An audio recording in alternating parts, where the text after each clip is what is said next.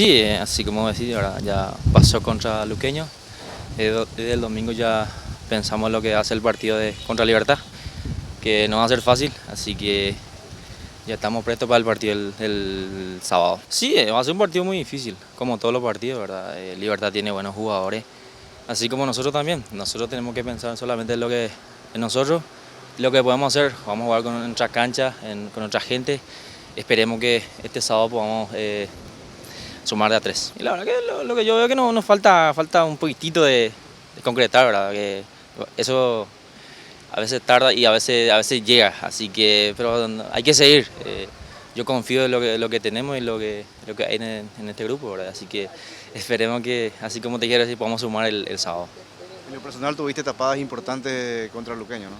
Sí, yo estoy trabajando, ¿verdad? Tratando de hacer lo mejor. En lo personal más que contento y estoy haciendo lo mejor para que pueda ayudar al equipo.